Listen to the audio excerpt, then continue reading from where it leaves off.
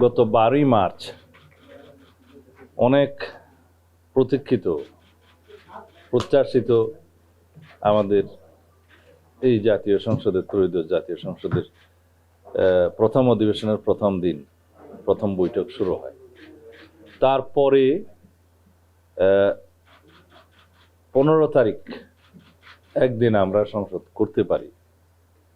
এরপরে ঈদের লম্বা ছুটি শবে কদর সহ প্রায় 16 তারিখ থেকে 28 তারিখ পর্যন্ত দীর্ঘ একটা আমাদের ছুটি ছিল। এর মধ্যে পবিত্র ঈদ উল ফিতর সহ অন্যান্য কাজ থাকাতে তেমন একটা রাজধানীতে খুব বেশি কর্মকর্তা এবং আমরা কেউ থাকতে পারিনি। 29 তারিখে আবার পার্লামেন্ট বসে, কিন্তু কনস্টিটিউশন আর্টিকেল 93 অনুসারে 30 দিনের মধ্যে উত্থাপিত সমস্ত অধ্যাদেশগুলোর বিষয়ে নিষ্পত্তি হওয়ার জন্য বাধ্যবাধকতা আছে। কিন্তু আমরা এই ওয়ার্কিং ডেগুলো হারিয়ে ফেললাম। 29 তারিখ থেকে আমাদের হাতে থাকলো এপ্রিলের 10 তারিখ পর্যন্ত। তাতে করে আপনারা গণে দেখতে পারেন 12-13 দিন সময় আমরা পেয়েছি। তার মধ্যে আমরা লাস্টে ফ্রাইডে স্যাটারডেতেও আমরা সংসদে কাজ করেছি, অধিবেশন চলেছে। কিন্তু এর মাঝখানে ফ্রাইডে স্যাটারডে ছিল 2 দিন বন্ধ। হ্যাঁ, 2 দিন বন্ধ ছিল, কিন্তু লাস্টে ফ্রাইডেটাতে আমরা কাজ করেছি। এই অল্প কদিনের মধ্যে এতগুলো অধ্যাদেশ নিষ্পত্তি করা, তার সাথে আইন মন্ত্রণালয়ের ড্রাফটিং উইং, জাতীয় সংসদের সমস্ত উইংগুলো এবং বিজি প্রেস, সংস্থাপন মন্ত্রণালয় সহ যারা সংশ্লিষ্ট ছিল এটা ড্রাফটিংয়ের কাজে, মুদ্রণের কাজে এবং টেবিলে এটা উপস্থাপন সহ যাবতীয় সংসদের কাজগুলোতে সমস্ত কর্মকর্তা কর্মচারীগণ দিনরাত পরিশ্রম করেছে। শেষের দিনে আমাদের সময় স্বল্পতার কারণে কোনো কোনো বিল, কম্পারেটিভ স্টেটমেন্ট এবং বিলের কপি হয়তো আমরা বিলটা উত্থাপনের আগে খুব বেশি সময় আগে টেবিলে পাইনি।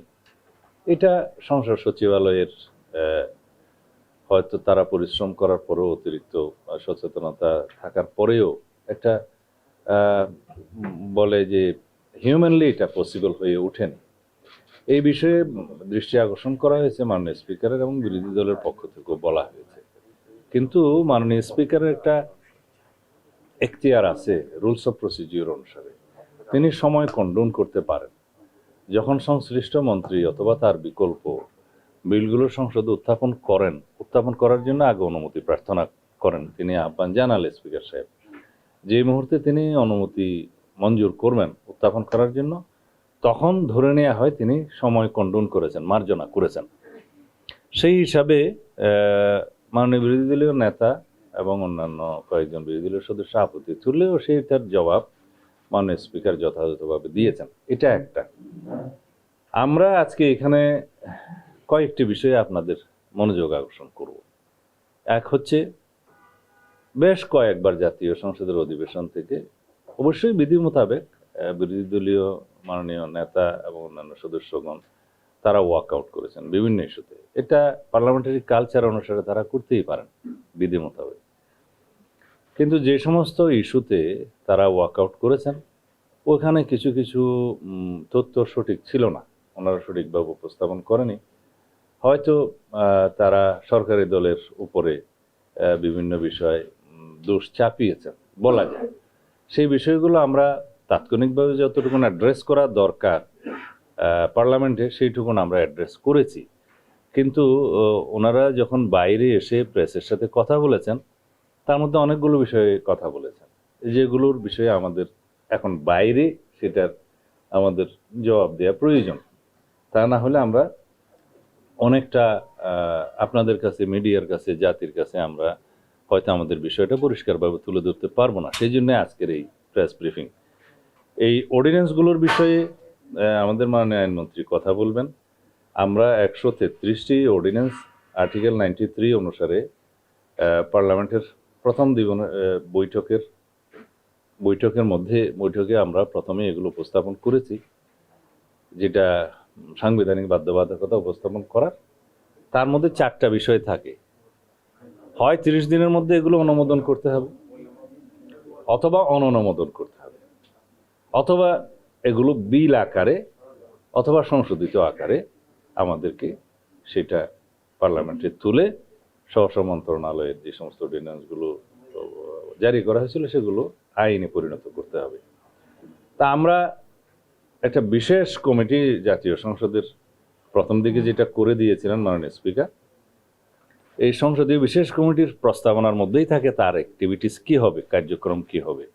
তাতেই বলা হয়েছে যেহেতু এখন মন্ত্রণালয় সম্পর্কিত কমিটিগুলো, স্থায়ী কমিটিগুলো এখনো গঠন করা সম্ভব হয়নি, সেই জন্য এই বিশেষ কমিটি অধ্যাদেশগুলো পর্যালোচনা করে সংসদে রিপোর্ট পেশ করবেন।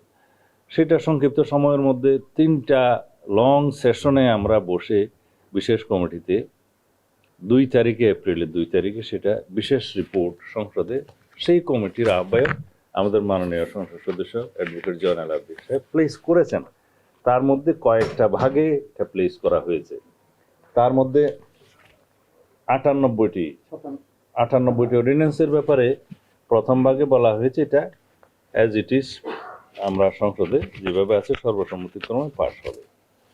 এরপরে 16টা অধ্যাদেশের বিষয়ে বলা হয়েছে যে এটা আমরা যাচাই বাছাই করে পরে বিল আকারে সংসদে উত্থাপন করা হবে।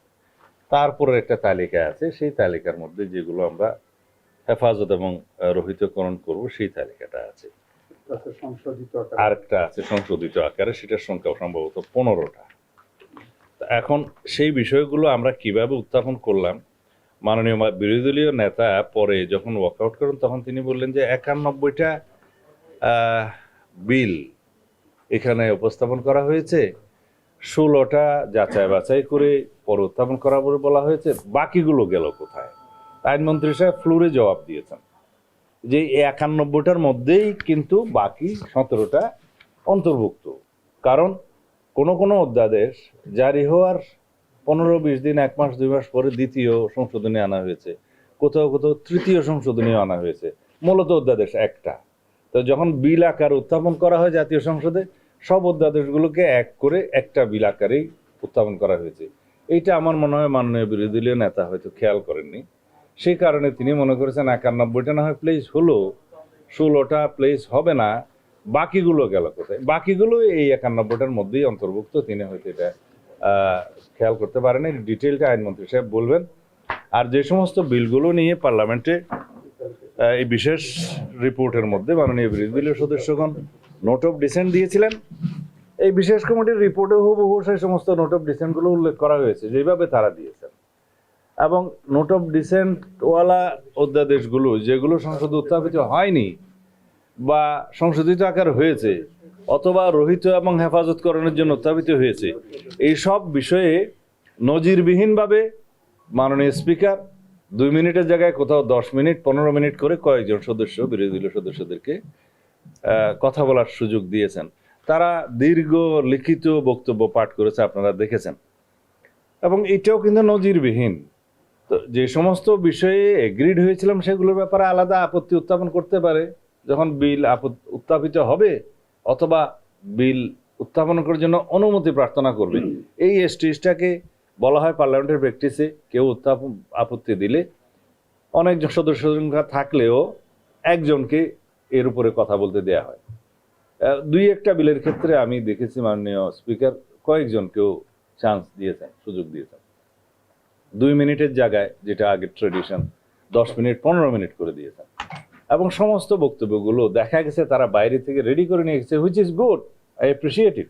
রেডি হয়ে যাওয়া ভালো, কিন্তু এটা রচনা আকারে তারা পাঠ করেছেন বিবৃতিগুলো। এরপরেও আমরা কোনো কারণ দেখিনি শেষের দিনে ওয়াকআউট করার। সেটা যেটা হয়েছে জুলাই স্মৃতি জাদুঘর, সেটা হ্যাঁ রিপোর্টের মধ্যে অ্যাজ ইট ইজ পাস করার জন্য সবাই এগ্রিড হয়েছিল, কিন্তু মন্ত্রণালয় যখন বিলটা আনে অ্যাজ ইট ইজ আকারেই আনছে। কিন্তু কোনো বেসরকারি সদস্য যখন কোনো সংশোধনী আনে এবং সেটা যদি রিজনেবল মনে হয় সংসদের কাছে বা সরকারি দলের কাছে, মেজরিটি পার্টির কাছে, তখন সেটা সংশোধনীর বিবেচনায় নেওয়া যায় এবং সেই সংশোধনীটা ভোটাভুটির মধ্যে গৃহীত হয়। হ্যাঁ, এখানে তারা আপত্তি দিয়েছেন, তারা কিন্তু কোনো সংশোধনী এনে তারপর আপত্তিটা দিতে পারতেন, তারপরেও তাদেরকে কথা বলার সুযোগ দেওয়া হয়েছে। বিষয়টা হচ্ছে জুলাই স্মৃতি জাদুঘরের নিয়ন্ত্রণ মন্ত্রণালয়ে থাকবে না কোনো মন্ত্রণালয়ের বাইরে বেসরকারি লোক থাকবে। কিউরেটর কে হবে সেটার বিষয়ে বলা নেই, যদিও তিনি এখন বেসরকারি বাইরের মন্ত্রণালয়ের বাইরের একজন বিশিষ্ট ব্যক্তি। কিন্তু সেই আইনে অবসর গ্রহণের বিষয়টা বা পদত্যাগের বিষয়টা যেভাবে বলা হয়েছে, সেই ব্যক্তি স্বেচ্ছায় পদত্যাগ না করলে রোজ কিয়ামত পর্যন্ত তাকে সরানোর কোনো সুযোগ ওই আইনে রাখা হয়নি। সেই জন্য বলা হয়েছে আইদার তিনি সরকারের কাছে পদত্যাগ করবেন, অথবা কোনো কারণে যদি সরকার রিজনেবলি মনে করে যে তাকে অপসারণ করা দরকার, সেই সুযোগটা সরকারের কাছে আছে। এখন এই বিষয়ে কথা আমরা আরও বলতে পারতাম। আমরা লিডার অফ দি হাউসের অনুমতি নিয়ে এবং আইনমন্ত্রী সাহেব যথাযথভাবে ফ্লোরে বলেছেন যে আমরা এরপরেও এটা আরও সংশোধিত আকারে বিল আনতে পারি পরের সেশনে, তার আগে আমরা আলাপ আলোচনা করব, আপনাদের বক্তব্য শুনবো, এবং এটা আমরা প্রতিশ্রুতি দিচ্ছি যে এই বিষয়ে আমরা সবাই মিলে আলোচনা করে একটা নতুন বিল আবার আনতে পারি। সেটা তো একটা উত্তম প্রস্তাব। তা এখন সেই বিষয়গুলো রিজনেবলি তারা বিবেচনা না করে এবং ওখানে আবার নির্বাচনের কিছু ইস্যু তুলে এবং অন্যান্য প্রাসঙ্গিক কিছু বক্তব্য তুলে তারা যে কয়েকবার ওয়াকআউট করেছেন, সেই বিষয়গুলো আমার মনে হয় যে যৌক্তিক হয়নি।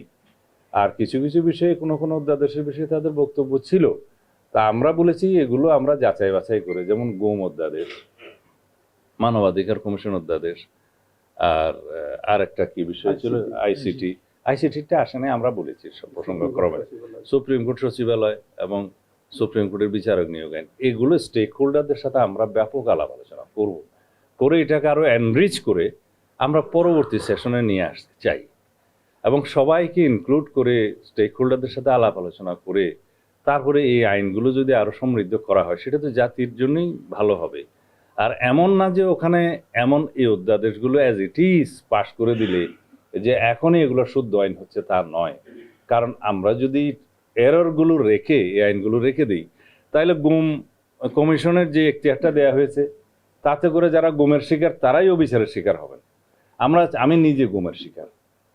আমরা চাচ্ছি এই গুম কমিশনটা এমনভাবে আমরা করি যাতে তার ফাংশনটাও ঠিক থাকবে এবং গুমের শিকার যারা হবেন তারাও যেন এমন একটা আদালতে ন্যায় বিচার পায় যেটার এখতিয়ার, বর্তমান আইসিটি কোর্ট কিন্তু হাইকোর্ট ডিভিশনের এখতিয়ার সম্পন্ন একটা আদালত। এখন তারাও ওই আইনে যেটা সাজেস্ট করছে সেটা জয়েন্ট জাজ, অ্যাডিশনাল ডিস্ট্রিক্ট জাজ। আর তারও একটা বিষয় আছে, তদন্তের বিষয় আছে, মানবাধিকার কমিশন তদন্ত করবে। এখন আইসিটি কোর্টের যে প্রসিকিউশন টিম এবং তদন্ত সংস্থা, এইটার মানটা অনেক উঁচু এবং তার লজিস্টিক সাপোর্ট সবসময় অনেক বেশি। যদি আমরা মানবাধিকার কমিশনের কাছে একটা তদন্তের জন্য দিই বা গুম কমিশনের কাছে একটা তদন্ত দিই, তো এইটা কিন্তু মাল্টিপ্লিসিটি অফ ইনভেস্টিগেশন এজেন্সিস হবে, বিভিন্ন রকমের রিপোর্ট আসবে, আসামিরা এখানে আসামিরা বেনিফিট হবে, সময় ক্ষেপণ হবে। এগুলো আমরা মাথায় রেখেই আমরা এই আইনগুলো করছি। কিন্তু ইন্টারিম গভর্নমেন্টের সময় আমি তাদেরকে দোষ দেব না। কেউ কেউ নিজেদের প্রোভাইড করার জন্য তাড়াহুড়ো করে এই মানবাধিকার কমিশন এবং গুম অধ্যাদেশ এগুলো করে ফেলেছে। আমরা দোষ দিতে চাই না। ১.৫ বছর একটা গভর্নমেন্টের বয়স, হয়তো তাড়াহুড়োর মধ্যে এগুলো ওনারা করতে চেয়েছেন, সেই জন্য কিছু কিছু ভুলভ্রান্তি থাকতেই পারে। তা এখন তো একটা রেগুলার গভর্নমেন্ট, পলিটিক্যাল গভর্নমেন্ট, এখন অনেক সময় আছে আমরা আলাপ আলোচনা করে এই গুম অধ্যাদেশগুলো, মানে গুম কমিশনগুলো, মানবাধিকার কমিশন এবং আইসিডি অ্যাক্ট, এগুলো সিমিলারিটিস রেখে আমরা যাতে গুমের শিকার যদি কেউ হন বা অতীতে যারা হয়েছে তাদের জন্য যদি ন্যায় বিচার এবং সর্বোচ্চ ন্যায় বিচার নিশ্চিত করতে পারি, তাহলে সেটাই কি ভালো না? এবং সেই জন্য আমাদের একটু সময় দরকার। এখন এই বিষয়গুলো মাথায় রেখে আমরা কথা বলেছি, কিন্তু বিরোধী দলের সদস্যরা এই জিনিসগুলোকে রাজনীতিকীকরণ করেছেন, আমরা যেটা করতে চাই না।